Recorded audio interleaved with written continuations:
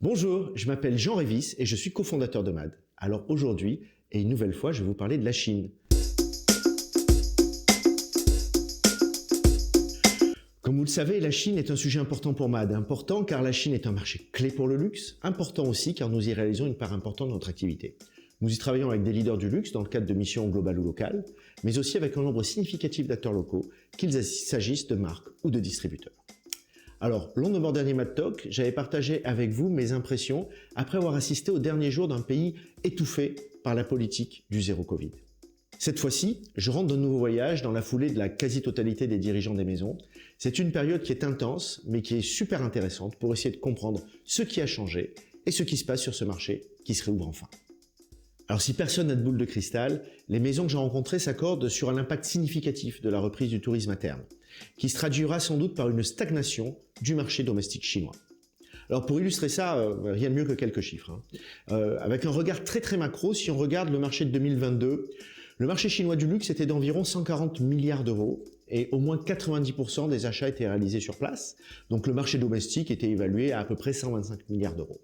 Si l'on se projette en 2030, les estimations que l'on peut trouver sur le marché chinois du luxe, domestique et touriste, se situent entre 215 et 230 milliards d'euros. Les maisons avec lesquelles nous avons discuté pensent qu'elles vont arriver à retenir entre 50% et 60% de leurs clients locaux. Alors si on fait une approche purement mathématique et qu'on applique ces 50 à 60% aux fourchettes de marché précédentes indiquées, on arrive quelque part entre 110 et 140 milliards d'euros en 2030, ce qui est globalement stable par rapport à ce qu'est le marché de 125 milliards en 2022.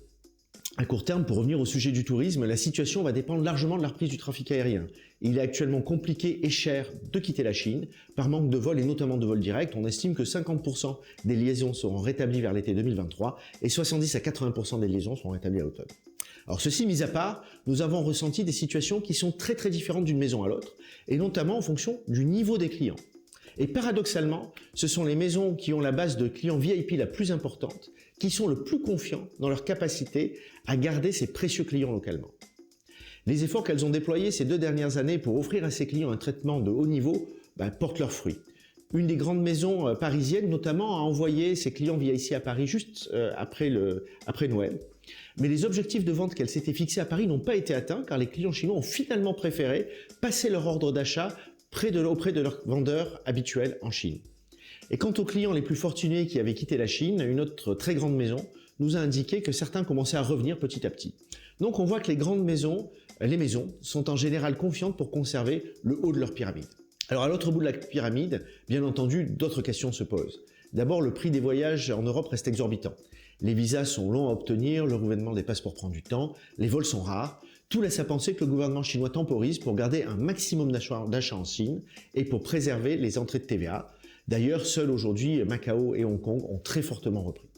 D'autre part, on a des différences de prix qui sont très importantes et pour les plus grandes maisons qui chercheraient à maintenir ces différences de prix aux alentours de 15%, elles n'arrivent pas à descendre en dessous de 25%. On a donc un marché gris, celui des Daigou, qui échappe aux maisons aujourd'hui. Et donc très sensible au prix, on sait que ce bas de la pyramide va sans doute chercher les premières occasions pour voyager, aller à l'étranger et mêler à leur voyage la possibilité de faire un shopping à bas prix. Du côté européen, nul doute que les magasins européens, et notamment les grands magasins, aimeraient bien voir revenir les touristes chinois, comme cela a été le cas à Hong Kong et Macao. Il suffit de voir les résultats de DFS au premier trimestre pour s'en convaincre et pour se dire qu'il y a effectivement une manne potentielle qui peut débarquer. Du côté des grands magasins parisiens, on note la réouverture de l'espace chinois des Galeries Lafayette, qui est un indice sur la volonté de renouer avec cette clientèle. Mais pour l'instant, cette clientèle n'est pas au rendez-vous, et en tout cas pas dans les dimensions qui étaient connues avant le Covid. Les tours étant particulièrement handicapés par la rareté et le prix des vols, et par la remise en question aussi d'un business model de commission qui était à double tranchant et sur lesquels les grands magasins sont de plus en plus prudents. Les autres grands magasins parisiens, eux, notent l'arrivée d'une clientèle chinoise de haut de gamme, de free independent tourists, aisés et acheteurs, mais qui sont encore plutôt rares, en tout cas pas comparables aux clients américains ou Middle East. Londres, pour sa part, paie le prix d'une stratégie duty-free assez incompréhensible. Donc on va assister à un retour progressif de la clientèle chinoise que le gouvernement temporise avec des clients qui seront potentiellement différents de ceux qu'on a connus avant le Covid. Ce que je retiens moi de tout ça, c'est que en fait à terme, ce qui va se passer, c'est que le tourisme va stabiliser le marché domestique chinois à son niveau actuel.